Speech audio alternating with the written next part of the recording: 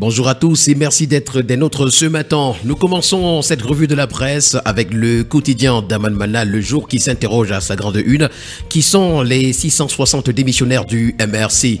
Une semaine après leur démission annoncée, l'on attend toujours de connaître l'identité et les fonctions tenues par ces militants du mouvement pour la renaissance du Cameroun, avec qui l'ancien député Serge Siméon Numba veut retourner au SDF. L'information ce matin est à retrouver aux pages 2 et 3. Examen officiel, le voile autorisé pour les candidates musulmanes. Et puis à Premier League, André Onana nominé pour le meilleur arrêt de la saison. Nous continuons ce matin avec le quotidien Mutation qui nous présente Cyril Tolo comme la moustache de Cambi.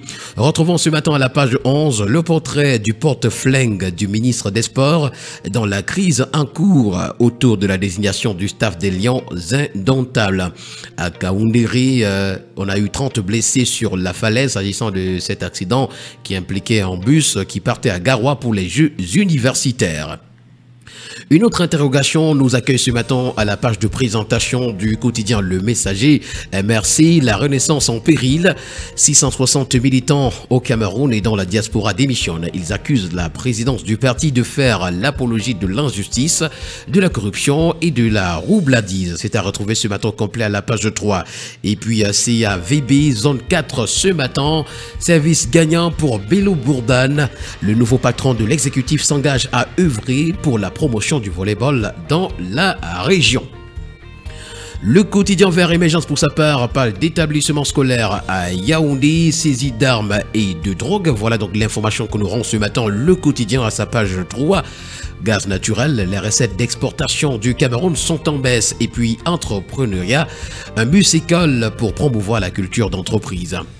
Le journal à caractère satirique Le Popoli pour sa part, ce matin, s'agissant du staff des Lions indomptables, nous présente une fake à foot imperturbable.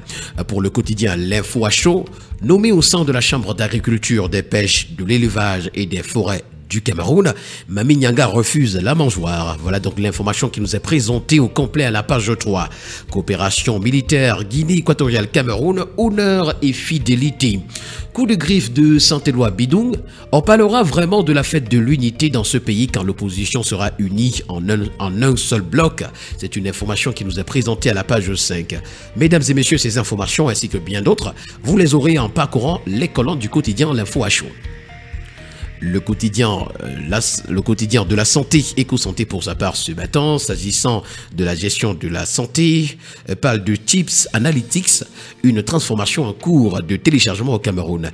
La présentation et une démonstration ont été faites, c'était donc hier, 22 mai 2024, à Douala. Les objectifs poursuivis tournent autour de 3 points essentiels à partir du patient, ensuite du médecin prescripteur, la pharmacie, le laboratoire et enfin l'assurance si jamais la personne est assurée pour une meilleure prise en charge des malades.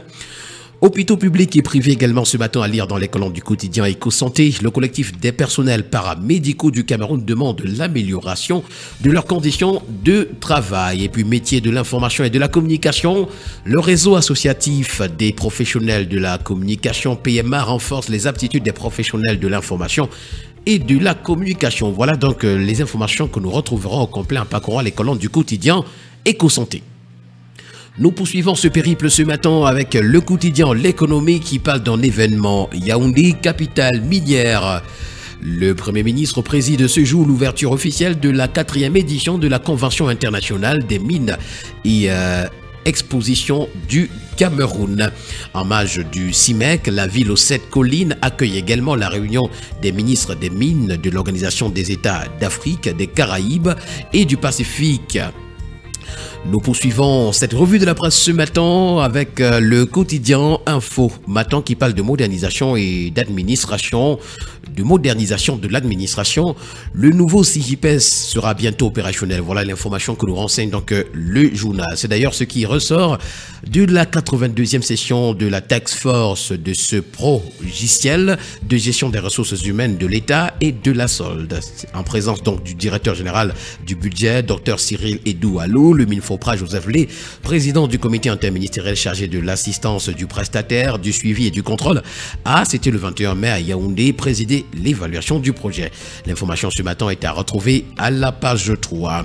On en parle également ce matin avec le quotidien qui nous renseigne que la task force confirme l'existence et le fonctionnement du système, s'agissant bien évidemment du nouveau CJPS. La balance commerciale, voilà ce qui intéresse ce matin l'hebdomadaire L'Expression économique. C'est 2000 milliards de déficit en 2023 selon l'Institut national de la statistique. Ce montant est en hausse de 576 milliards de francs CFA, soit 40,3% par rapport à l'année précédente qui affichait 1428 milliards de francs CFA. L'information complète à retrouver à la page 6. Pour le quotidien d'information républicaine, le drapeau, on parle de compétitivité des PME. Cap sur les marchés européens. Le ministère des PME, de l'économie sociale et de l'artisanat organise donc du 22 au 23 mai 2024 un atelier visant à accompagner 100 entreprises des secteurs clés, notamment agroalimentaire, textile, bois, pour les aider à se conformer aux normes de production, d'étiquetage et d'emballage en vigueur afin de gagner en compétitivité pour saisir les opportunités offertes par les APE. L'information ce matin, vous l'aurez en parcourant la page 4 du journal. Et puis, reboisement en Afrique centrale, le Cameroun est invité à la conférence de Brazzaville. Le premier news magazine camerounais Défi actuel dans sa parution de ce matin s'agissant de nos tensions financières nous fait savoir que Fitch Ratings maintient la note du Cameroun à B.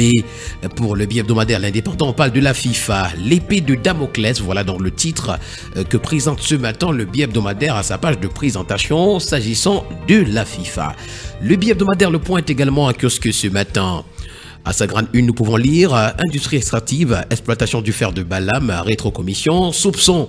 D'après le commentaire qu'en fait le bi-hebdomadaire, une vaste mafia se serait tissée autour du projet d'exploitation du fer de Balam Kribi. Son terminal minéralier devrait révolutionner le transport, facilitant le déplacement de plus de 100 millions de tonnes de minerais annuels, ainsi que des retombées fiscales de 20 000 milliards de francs CFA. Mais des sources de la présidence de la République, la corruption et les pots de vent qui y auraient fait leur lit risquent de ne pas garantir la transparence de la gestion des fonds issus. Le point du jeudi nous est présenté ce matin en parcourant la page 7. Nous continuons avec le bi-hebdomadaire Le Financier d'Afrique qui parle des visas d'études et nous présente la controverse autour de la délivrance des cautions scolaires vers la France. Secteur bancaire également, l'offensive des banques vers les établissements scolaires et universitaires nous est présentée. Le tri-hebdomadaire L'Œil du Sahel de Guibaï Gattama, pour sa part, parle de Abakal Mahamat, confiance renouvelée à la BJFI. Voilà l'information qui fait la grande une. Nous terminons ce matin avec le quotidien à capitaux publics Cameroun Tribune qui nous amène dans les zones en crise et nous présente des maires courage. D'après le commentaire du journal ce matin, malgré les difficiles conditions sécuritaires dont a notamment été victime le maire de Bello, Ngon Innocent, brutalement assassiné le 20 mai dernier, les maires et leurs adjoints des régions du nord-ouest, du sud-ouest et de l'extrême nord bravent la peur et poursuivent leurs actions dans le cadre de l'accélération du processus de décentralisation. Ils bénéficient pour cela d'appuis nécessaires du gouvernement, tant en ce qui concerne la couverture sécuritaire que le soutien financier. À retrouver ce matin dans les colonnes de Cameroun Tribune, le communiqué du ministre de la Communication, porte-parole du gouvernement, c'est des pages 4 à 5. Mesdames et messieurs, voilà qui met en terme à cette sortie de la revue de la presse camerounaise.